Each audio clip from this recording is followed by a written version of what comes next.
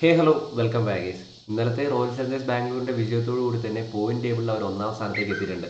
10 മത്സരങ്ങളിൽ നിന്നും 14 പോയിന്റാണ് നിലവിൽ അവിടെ റോയൽ ചലഞ്ചേഴ്സ് ബാംഗ്ലൂരിനുള്ളത്. പ്ലസ് 0.521 അവരുടെ നെറ്റുണ്ട്. ഈ ഒരു ഒന്നാം സ്ഥാനത്ത് എത്തിയപ്പോൾ പലരും വിചാരിച്ചിട്ടുണ്ടാവും ആർ സി ബിയുടെ പ്ലേ ഓഫ് ഏകദേശം ഉറപ്പിച്ചിട്ടുണ്ടെന്ന്. 14 പോയിന്റൊക്കെ ഇല്ലായിരുന്നു. ആക്ച്വലി ഇപ്പോഴും പ്ലേ ഓഫ് നമുക്ക് ഉറപ്പിക്കാറായിട്ടില്ല. ആർ സി ബി ഒന്നാം സ്ഥാനത്ത് എത്തിയിട്ടുണ്ടെങ്കിൽ. കാരണം രണ്ടാമത് നിൽക്കുന്നത് ഗുജറാത്ത് 8 മത്സരങ്ങളെ കളിച്ചിട്ടുള്ളൂ, എം ഐ 10 മത്സരങ്ങൾ കളിച്ചിട്ടുണ്ട്, ഡി സി 9 മത്സരങ്ങളെ കളിച്ചിട്ടുള്ളൂ, പഞ്ചാബ് 9 മത്സരങ്ങളെ കളിച്ചിട്ടുള്ളൂ. അപ്പോൾ സ്റ്റിൽ ഈ ഒരു പ്ലേ ഓഫ് സ്പോട്ടിന് വേണ്ടിയുള്ള അടികൾ തുടരും എന്നുള്ളത് ആണ് പറയാനുള്ളത്. പിന്നെ ഇന്നലത്തെ ആർ സി ബിയുടെ മത്സരത്തിലെ വിജയം എടുത്തു പറയേണ്ടതാണ്. അത് മനോഹരമായിട്ട് തന്നെയാണ് ഈ ഒരു സ്കോർ ചേസ് ചെയ്തത്. കാരണം ഒരിക്കലും എക്സ്പെക്ട് ചെയ്തിട്ടുണ്ടായിരുന്നില്ല ഇത്ര വലിയൊരു സ്കോറിലേക്ക് ഡൽഹി പോകുമായിരുന്നത്. കാരണം ഒരു സ്റ്റേജിൽ അവിടെ ഡൽഹി ഒരു 140 ആ ഒരു റേഞ്ചിലെത്തി തീരുമെന്ന് വിചാരിച്ചാണ്. ആ സമയത്താണ് അവിടെ ഡൽഹിക്ക് വേണ്ടിയിട്ട് ട്രിസ്റ്റ്യൻ സബ്സിൻ്റെ ഒരു അടാറ് പെർഫോമൻസ് കണ്ടത്. യുവരാജ് സിംഗും നേരിട്ട ബോളുകളിൽ മികച്ച രീതിയിൽ തന്നെയാണ് ബാറ്റ് ചെയ്തത്. അവിടെ ട്രിസ്റ്റ്യൻ സബ്സ് സത്യം പറഞ്ഞ ഒരു ബാറ്റിംഗ് പിച്ചിൽ ബാറ്റ് ചെയ്യുന്ന പോലെയായിരുന്നു കാണാൻ സാധിച്ചത്.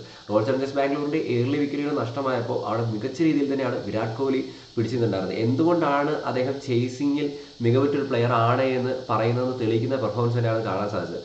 അപ്പുറത്തെ സൈഡിൽ ദേവദത്ത് പടിക്കലിൻ്റെയും രജത് പട്ടിദാറിൻ്റെയും ജേക്കബ് ബദലിൻ്റെയും ഒക്കെ വിക്കറ്റ് പോയപ്പോൾ കൃണാൽ പാണ്ഡ്യയെ കൂട്ടി നിർത്തി അവിടെ കൊണ്ടുവന്ന ആ ഒരു പാർട്ണർഷിപ്പ് എന്ന് പറയുന്നത് വളരെ വലുതായിരുന്നു. അത് മാച്ചിന് ശേഷം അവാർഡ് മേടിക്കുന്ന സമയത്ത് കൃണാൽ പാണ്ഡ്യ പറയുകയും ചെയ്തു അത്രമാത്രം കോൺഫിഡൻസ് വിരാട് കോഹ്ലി നൽകിയിട്ടുണ്ടായിരുന്നു.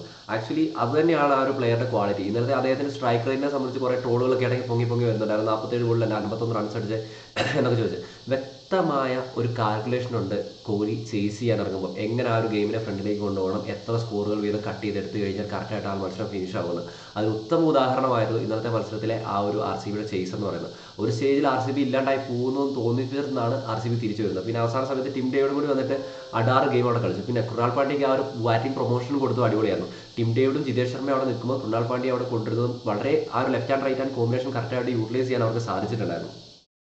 എടുത്തു പറയേണ്ടതാണ് കൃണാൽ പാണ്ഡ്യയുടെ പെർഫോമൻസ്. കഴിഞ്ഞ കുറച്ച് കാലങ്ങളായിട്ട് അദ്ദേഹത്തിൻ്റെ ബാറ്റിംഗ് സൈഡിൽ ഇത്ര വലിയൊരു പ്രകടനം ഉണ്ടായിട്ടില്ല. അപ്പോൾ ടീമിൽ അത്രയും കോൺഫിഡൻസ് കിട്ടുമ്പോൾ ഒരു പ്ലെയർ എങ്ങനെ മറിയുന്നു എന്നുള്ളത് വലിയൊരു ഫാക്ടർ തന്നെയാണ്. കൃണാൽ പാണ്ഡ്യ ഈ ടീമിൻ്റെ എക്സ് ഫാക്ടർ തന്നെയായിട്ടാണ് പലപ്പോഴും ഫീൽ ചെയ്തിട്ടുള്ളത്. എന്തായാലും ഇത്തവണ R C B playoff കളിക്കുമെന്ന് ഉറപ്പിച്ച് നമുക്ക് പറയാൻ സാധിക്കില്ലെങ്കിലും സാധ്യതകൾ ഏറെയാണെന്ന് വേണമെങ്കിൽ പറയാം. നിങ്ങളുടെ അഭിപ്രായങ്ങൾ കമൻറ്റായി രേഖപ്പെടുത്തി. It's me signing out. Bye bye guys.